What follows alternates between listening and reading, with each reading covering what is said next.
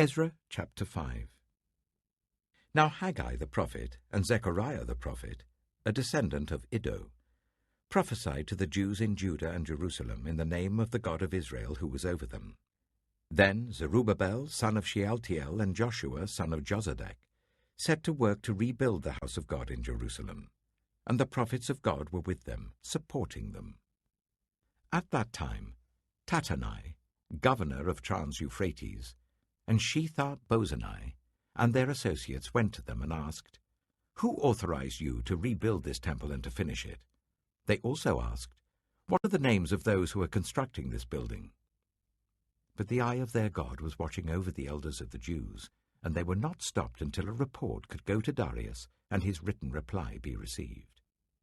This is a copy of the letter that Tattenai, governor of Trans-Euphrates, and Shethar-Bozenai and their associates, the officials of Trans-Euphrates, sent to King Darius.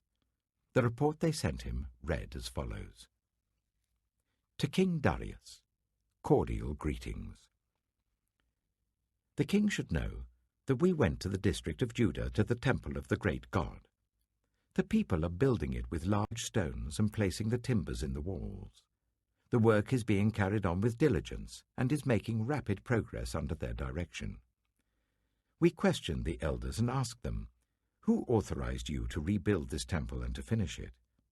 We also asked them their names, so that we could write down the names of their leaders for your information. This is the answer they gave us. We are the servants of the God of heaven and earth, and we are rebuilding the temple that was built many years ago, one that a great king of Israel built and finished.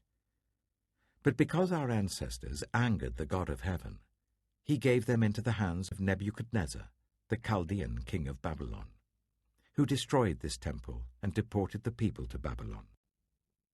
However, in the first year of Cyrus, king of Babylon, King Cyrus issued a decree to rebuild this house of God. He even removed from the temple of Babylon the gold and silver articles of the house of God, which Nebuchadnezzar had taken from the temple in Jerusalem and brought to the temple in Babylon. Then King Cyrus gave them to a man named Sheshbazzar, whom he appointed governor, and he told him, "Take these articles and go and deposit them in the temple in Jerusalem, and rebuild the house of God on its site." So this Sheshbazzar came and laid the foundations of the house of God in Jerusalem. From that day to the present it has been under construction, but is not yet finished. Now, if it pleases the king, let a search be made in the royal archives of Babylon to see if King Cyrus did in fact issue a decree to rebuild this house of God in Jerusalem. Then let the king send us his decision in this matter. Ezra chapter 6. King Darius then issued an order, and they searched in the archives stored in the treasury at Babylon. A scroll was found in the citadel of Ecbatana, in the province of Media, and this was written on it. Memorandum. In the first year of King Cyrus, the king issued a decree concerning the temple of God in Jerusalem. Let the temple be rebuilt as a place to present sacrifices, and let its foundations be laid. It is to be 60 cubits high and 60 cubits wide, with 3 courses of large stones and 1 of timber. The costs are to be paid by the royal treasury. Also, the gold and silver articles of the house of God, which Nebuchadnezzar took from the temple in Jerusalem and brought to Babylon, are to be returned to their places in the temple in Jerusalem. They are to be deposited in the house of God. Now then, Tattenai, governor of Trans-Euphrates, and Shethar-Bozenai, and you other officials of that province, stay away from there. Do not interfere with the work on this temple of God. Let the governor of the Jews and the Jewish elders rebuild this house of God on its site. Moreover, I hereby decree what you are to do for these elders of the Jews in the construction of this house of God. Their expenses are to be fully paid out of the royal treasury, from the revenues of Trans-Euphrates, so that the work will not stop.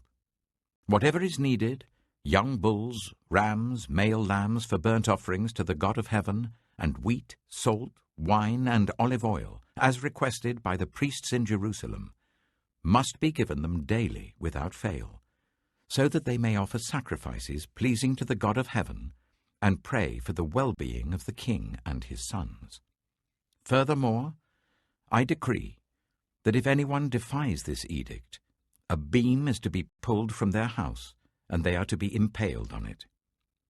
And for this crime, their house is to be made a pile of rubble.